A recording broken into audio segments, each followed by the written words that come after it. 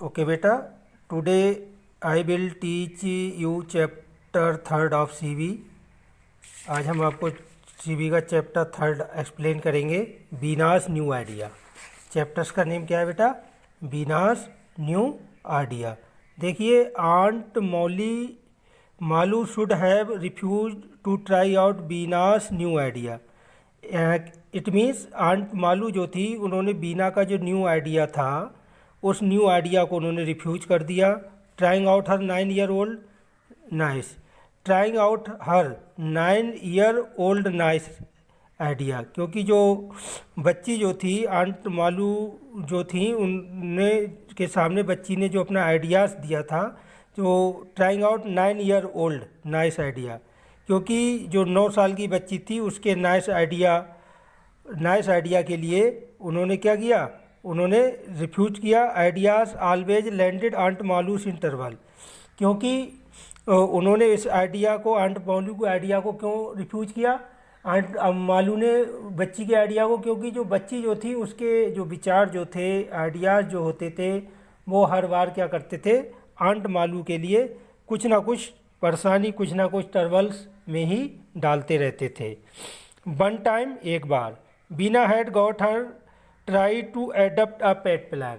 Adapt a pet plan, देखिए बेटा, adapt a pet plan का मतलब होता है caring for companion animals. Means आपके घर में जो डॉग्स होते हैं, कैट्स होती हैं, या आपके जो बर्ड्स होते हैं जैसे पैरेट है या कुछ भी या आपका रैबिट है, जिन्हें हम पालतू बना लेते हैं, उन पेट एनिमल के लिए उनकी देखभाल करना, उनका ट्रीटमेंट करना, उनके लिए खिलाना, उनकी देखभाल करना, ये क्या कहलाता है? आपका adapt a pet plan.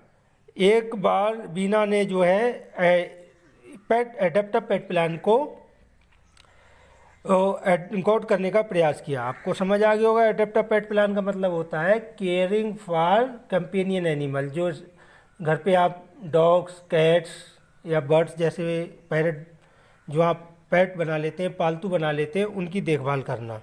This was a wonderful plan. और ये क्या था? ये उसका एक बड़ा वंडरफुल प्लान था। दैट फाउंड होम, जो उसने अपने घर पर ही पाया, बॉन्डेड एनिमल्स, यानी कि जो बॉन्डेड एनिमल्स होते थे उसके घर पे, जो घायल एनिमल्स होते थे, उनकी ट्रीटमेंट करने के लिए उसने ये प्लान, उसका ये प्लान जो था बड़ा आश्चर्यजनक था।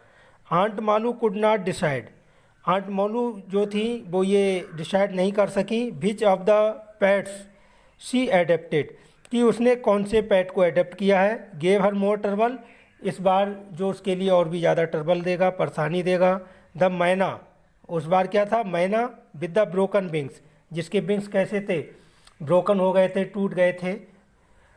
और अथवा लैम मंगूस, या फिर जो लंगड़ा जो नेवला है, लेमीस लंगड़ा, कहीं ऐसा तो नहीं है कि ये मैना के लिए या मंगूस के लिए इसने पेट एडप्ट अ पेट प्लान अपनाया हो। द मैना could copy the sound of the telephone ringing, यानी कि मैना जो थी, जो टेलीफोन रिंगिंग थी, उसकी आवाज़ को वो क्या कर सकती थी? सुन सकती थी।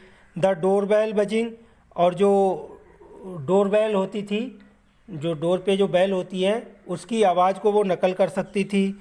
एंड प्रेशर कुकर बिस्लिंग, और जो प्रेशर कुकर होता है आप सभी जानते हैं, सभी के घर में आज नाउअडेज प्रेशर कुकर पाया जाता है, उस प्रेशर कुकर की आवाज़ को वो कॉपी कर लेती थी। सो इसलिए aunt Malu kept rushing from the kitchen, यानी कि तभी जो थी, इस जो आंट मालू जो थी वो दौड़ती हुई किचन से आती थी टू फ्रंट डोर, सामने वाले दरवाजे पर, क्योंकि वो जो मैना जो थी वो क्या थी? वो डोर बेल जैसी आवाज़ कॉपी कर लेती थी। जब वो ये आवाज़ निकालती थी तो बेचारी आंट मौली क्या थी? मालू दौड़ती हुई आती थी, कहती थी कोई डोर बेल पे कोई होगा, लेकिन वहाँ कोई नहीं होता था। इस तरह से वो उन्हें परेशान करती थी।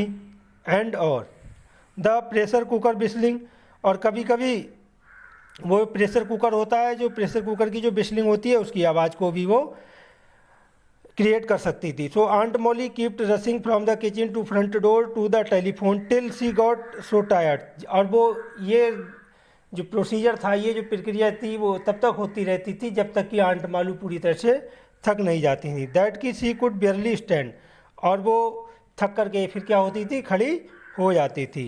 एंड और the mongoose would not stop stealing food from there neighbouring kitchen, और जो नेवला जो था उनके घर पे जो किचन होती थी, जो पास में ही किचन थी, जब वो इधर डोर पे आती थी उसी बीच क्या होता, मीन टाइम जो नेवला था वो उनके किचन से क्या ले जाता था, जो किचन से क्या, जो स्टॉप स्टीलिंग फूड, जो फूड होता था, भोजन होता था, उसके लिए वो चुरा लेता था। एंड और the mongoose would not stop stealing food from the neighbours kitchen, the worst was the time aunt Malu, और ये आंट मालू के लिए सबसे बरस्ट टाइम होता था, सबसे डेंजरस समय होता था, सबसे खतरनाक समय होता था। Had agree to make a pair of grass cutting roller, कि had agree to make a pair of grass cutting roller, यानी कि जो घास काटने का जो ग्रास कटर रोलर होता है उसको वो ऑफर करने के लिए एग्रीड हो गई, स्केट्स, रोलर स्केट्स के लिए, एज अ गिफ्ट के रूप में फॉर बीनाज फादर। बीना के फादर जो थे मिस्टर शेषाद्री के लिए वो ये जो ग्रास कटर रोलर था उसको वो गिफ्ट करने के लिए एग्री हो गई। ओके बेटा, now I will explain next in next video.